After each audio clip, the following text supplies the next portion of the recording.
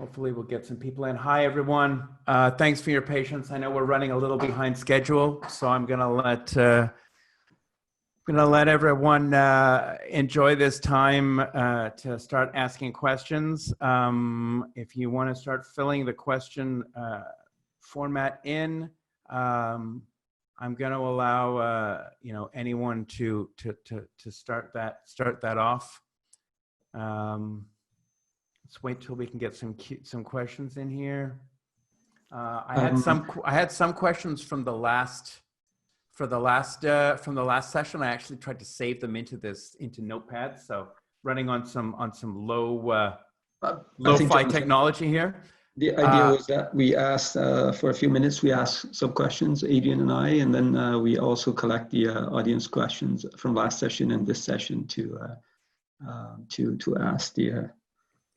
Sure. So I just want to start by saying the panel, the theme of the panel is the opportunities and challenges for technology in healthcare and accessibility. Also questions that are specific to a specific speakers could come, and then we can answer those. I have collected a few from the session 1, and I think Adrian also has a few from session 2, so we can ask those. Why don't we start by the first question, which is kind of related to the theme. And I think one of the questions from my first session was also related. And yeah, for each question, perhaps one panel member can step in and another one can complement, but we can't all speak on every question. So we kind of let more questions come in. So the first question that was raised was, how can we make the accessible technology more accessible to people?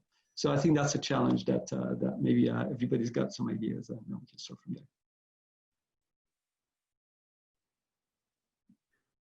there. Any of the panel members, you can start talking about.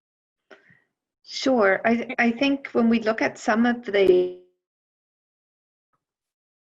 barriers, when we look at the robotic walkers, include cost.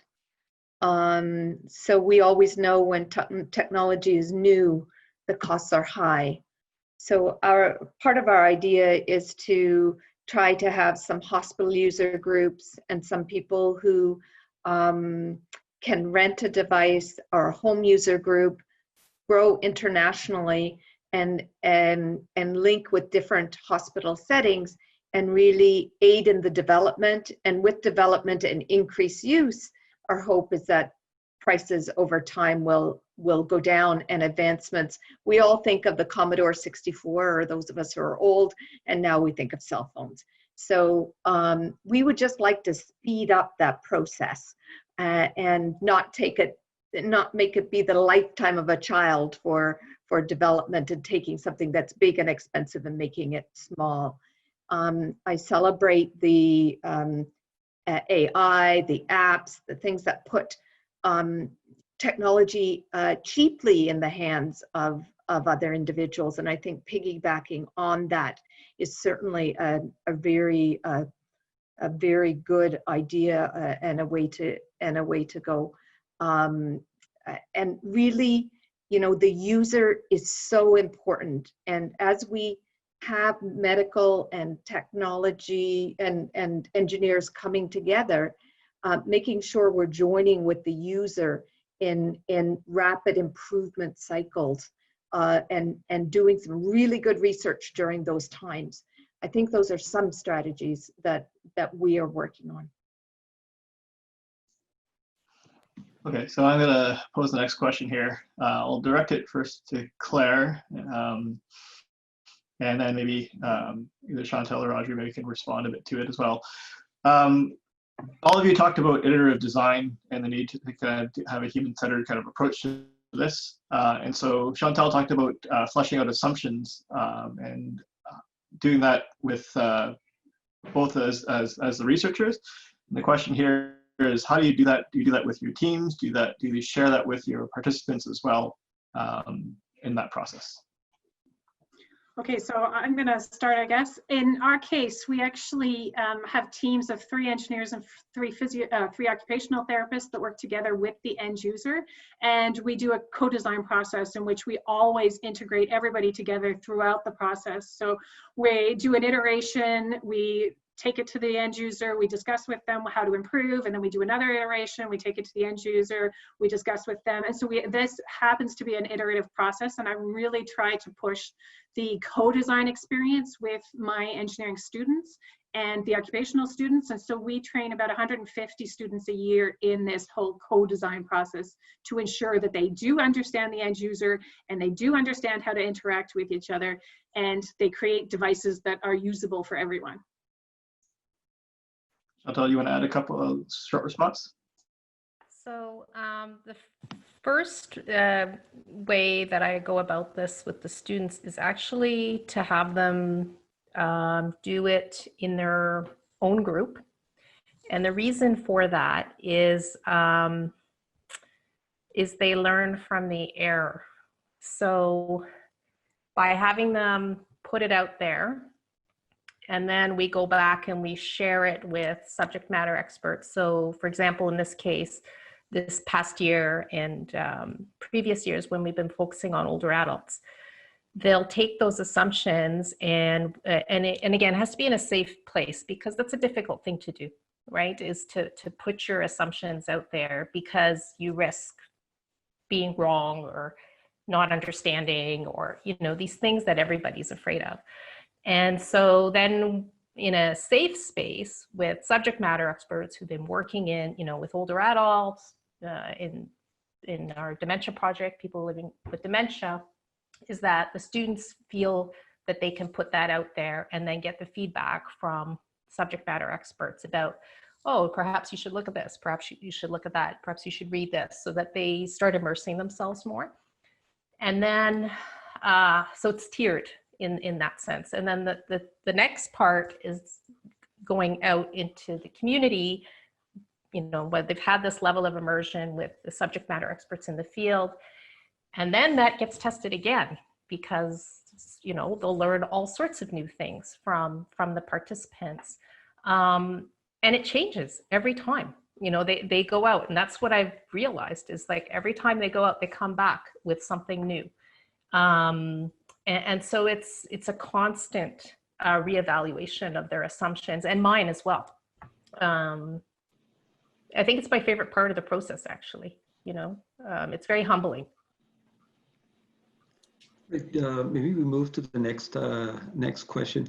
I'm going to ask one question, but there are a couple of questions that are more like comments. I don't know if I should pose them or not. I don't know the answer to this, but I really request the attendees to pose a question rather than a comment. But I go through the next question. What is the latest technology about using robots with people with disabilities, like more faster and accurate than Neo robot? So maybe I think that's directed to people from CHIO.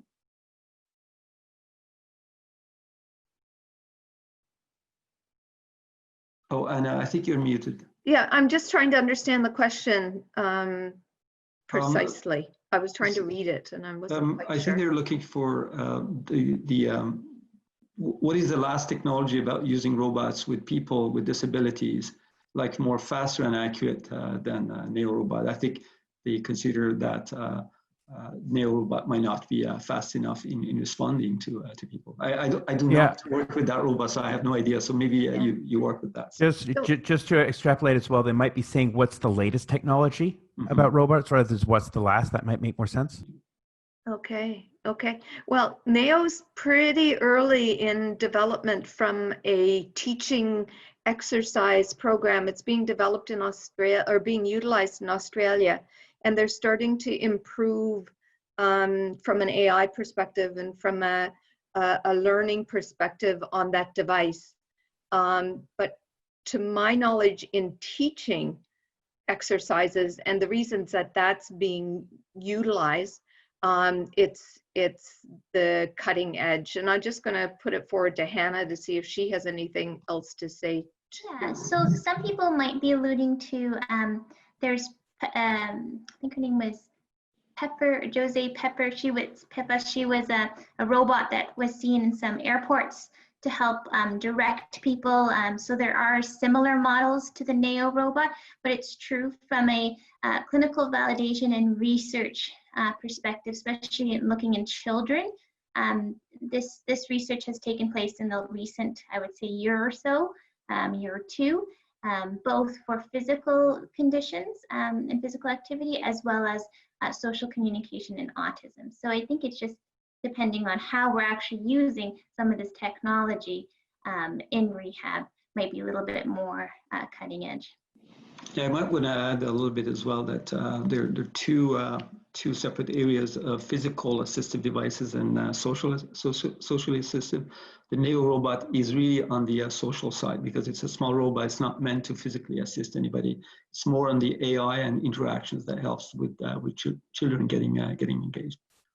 It can demonstrate an activity and engage children, and some of the qualitative data so far has suggested that families understand its use.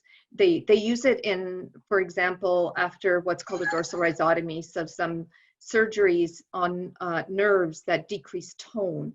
And so they have taught different kinds of leg exercises that are very repetitive and can get a little tiresome and can lead to some family stress because the parents are trying to get the children to do the exercises, and they found that using robotics could be more entertaining for their children, and they were hopeful. They used it in hospital setting. They're hopeful to be able to bring it into the home setting, and they are working on the complexity of exercise patterns that could be developed using the robot.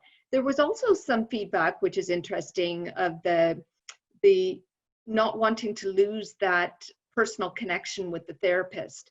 So really making sure it's an extension of what's available, because we can't give as many hours in the day. There's a theme behind a lot of rehab research, and that families want more and more intensive and really, want to drive motor recovery. And the nice thing about robots is it can do the exact same thing over and over again in a very precise manner. And so they really appreciated that, but really wanted that that input from the therapist. So we're really looking at as a tool.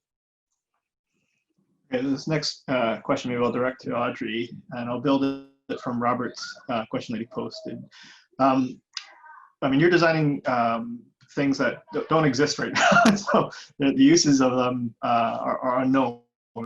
So can you speak about how do you create the uses, and how do you engage people with disabilities in both the creation of new technology as well as their uses? Yes, I thought it was a great question that popped up in the chat. So some of our work stems from seeing sort of new technologies and sort of playing around with sensors and building stuff. But a lot of our work stems from talking to users, stems first from that. We run a lot of workshops with various user groups. We've run some with physical and occupational therapists. We've run some with kind of a broader user population. We've run some with older adults. And we do have some sort of topics in mind, but those user-led workshops stems a lot of sort of ideas and applications, and some are not necessarily practical in their current form, but they evolve to be interesting projects. So for example, we have kind of a project on its way where we interviewed and we did co-design sessions with people with repetitive strain injuries in their workplace to see how we can integrate reminders with them. And so it was about learning about their work environment, learning about the relationship with exercises that they need to do throughout the day, and And we learned that, for example, they don't necessarily want their coworkers to know about their repetitive strain injury. They want to keep that private, and they don't want to be singled out. And so a reminder, a notification reminder needs to be subtle. It can't be an alarm. And that's true for most of our own reminders. But if there's an object, our idea was we'll have an object that changes and morphs and says, oh, maybe you should sort of do your reminder when you take a break in the next couple of minutes. Well, this needs to be subtle enough that it could be on anybody's desk and people are not going to notice it. And that only stems from talking to users, talking to people. And so, yes, we want people with disabilities to interact with our research. It is critical.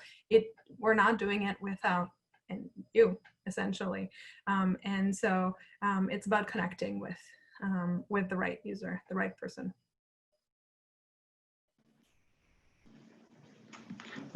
I just read through one of the messages that was sent. It's more common, so I think there's maybe information there. I attended a Scotia-sponsored conference at the International Academy of Design and Technology, IADT, in Toronto. I was amazed on how advancements in design are progressing. I think perhaps the name of the conference is good, so if anybody likes to take information about International Academy of Design and Technology conference, so that would be good if anybody wants to track that. But I go to the next question instead. I don't know if this question was asked or not. I may have lost track if we didn't press done. So I think it's for Claire. I've seen projects using Tobii eye tracker with creative coding platforms like processing or P5. Wondering if your research group looked into that. No, we didn't actually, but it sounds like a fascinating idea. It is something that we hadn't necessarily considered, but if you look at returning to employment for people with disabilities, then it does sound like a really good idea to explore that. So thanks for the suggestion with respect to that.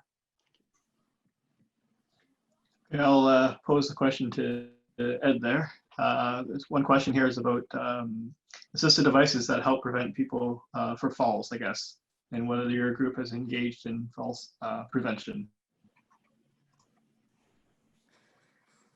We have been doing a lot, looking at a couple of different ways. One is how do we use AI to be able to take sensor data that can be collected either as a person just walks through a hallway, or if you're wearing a smartphone, that would be able to link who is at fall risk. So that'll be one sentence. And again, as I mentioned in the presentation that I did earlier, results are actually looking fairly promising to being able to use different activities that you wouldn't normally think that would be a fall risk task. It isn't just a timed up and go. And to be able from there use AI to extract information from the way the person moves. So there's some progress on that, and I'm hoping that we'll see that translate into having it in some of the apps we developed later this year. So you'll have the whole AI integrated. When it comes to wearable devices though, like in prosthetics and orthotics, and someone mentioned about robots and wearables and where things are going. When it comes to wearable robots, some progress has been made. If you're looking at prosthetics right now, you've got some robotic ankles, like actually powered ankles. We have one powered knee. We're in the process now of redesigning a powered hip for people who would have hemipelvic or hip disarticulation amputations. So you're starting to see some integration of, but the question of, is it fast enough and is it quick enough, and well, never. No, it's not. They aren't, because you have this constant counterplay of the requirements of force, the requirements for weight, which it's always too heavy. You know, the style where it's never quite looks quite right. It has to be worn. You have to carry it all day. So we're coming to an interesting sort of spot where we have design robotic devices or other devices. They're quite good. They help reduce fall risk. One thing for sure, whether microprocessor controlled, we have a microprocessor controlled orthotic knee, and definitely a smarter knee will stop you from collapsing and falling in more situations. Allows you to now bend your leg at the right situation and time. So adding intelligence to your assisted device does put you at a spot where you can reduce fall risk. It's good for dampening sort of devices to help you stop falling. When you start making it into a robotic device, now we start to run into some of these other issues of, can you provide enough force while having something wearable be fast enough to move? So that, it's an interesting time right now as we're progressing, where, and even for elderly, I mean, I still think the other thing is the time to don and doff, which is a big thing for wearable devices. Ideally, you'd be able to walk into your robot. If I'm an elderly person and I want to do stairs safely and I have a robot that can help me, or an intelligent device, it'd be nice to be able to step into it and have it connect to me within 10 to 17 seconds. And then I can just move on. So definitely don, doffing, and the access time for things, and being able to change the properties of what you're using fast for a user. I mean, we're in social media, you know, the next generation doesn't like to wait for things, and they want to do more than one thing at once, right? So this is where we're going towards. Thanks. I think that's a great point. And when we work with the robots, we just see a piece of one that we want to put with a piece of the other. And, you know, for example, the solo walk has a beautiful lift in it. And if you could just position yourself and lift, and then, you know, the exoskeleton has such beautiful control over hip, knee, and hip and knee, and then, but it can't turn. And the other one has omnidirectional wheels that turn nicely. And so I just see a future that's very bright in trying to integrate all of these things. Again, I think really developing those well-oiled machines for development, including engineers, users, and medical specialists. This is amazing answers. Thank you. There's another question. There are now lots of translation software apps out there for different languages. If they're one for ASL to speech and reverse, is there one for ASL to speech and reverse? Could you program a robot to serve this function and so on? I think anybody with some knowledge about the translation from ASL, automatic translation from ASL to any kind of software or hardware, that would be nice to step in. So actually, I was just in the middle of typing an answer. Really, when I took my 10-week ASL course, I talked to the instructor about this, and she relied on ASL entirely for communication. And what she told me is that developing an app does one thing, but most of the actual expression comes from the facial expressions and the gestures that go along with it. And so when you actually try to do an app that doesn't provide information about expression, then you're missing a lot of the context in which that language is supposed to be interpreted. And so she was very dismissive of the concept of actually building an app. A computer on the robot that could maybe do facial expressions as well, think an avatar or something like that, maybe that would be more successful, but at least her response was very negative. Okay, thank you very much. As with the rest of this conference, there's so much more to discuss and converse upon, but we are running out of time. So I just want to thank everyone here on this panel and for their talks, as well as answering those questions. I'll turn it over to John to tie us off. Yeah, thanks, Adrian, and thanks to everyone for participating in this Q&A. I think we got through pretty much every single question, more or less, and had plenty of time to spare. So that was really good. I'm glad that this was a little less rushed than the previous couple sessions seemed to be. So I feel like this was probably much more fruitful in terms of results than some of the previous panels might have been. But like I did mention in the chat, if you are signed up for our mailing list, we're going to be sharing, not to beat a dead horse here, but we're going to be sharing all the decks, all of the various panelists, social media, so you can pester them when this is over and ask as many questions as you need to be. So thanks again for everything. Just a couple quick things before we wrap. We do have an event happening at 4 o'clock. AI Media, who is generously providing and sponsoring our our presentation over the 3-day period by providing the closed captioning. They're going to be speaking a little bit about their technology and about what it's like to be able to be sort of pivoting to grow, to be adding and providing these kind of services in this current COVID environment.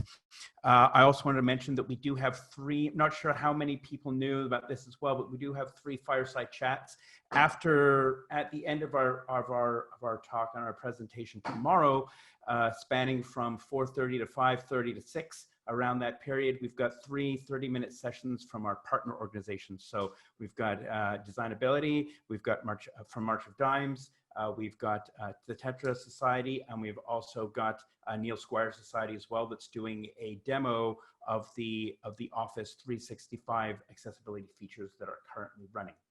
And I just learned today that the Designability team is actually looking at doing some sort of a giveaway to be able to provide reusable face masks. So if you're not signed up for that session, I would go ahead and sign up and participate, and hopefully you'll be able to grab one of those. So thanks everyone for all of their participation today, and I'll see whoever is returning at about 4 o'clock in about 4 minutes. Otherwise, I'll see you all tomorrow. So thanks again. Have a wonderful evening. Thanks again for participating.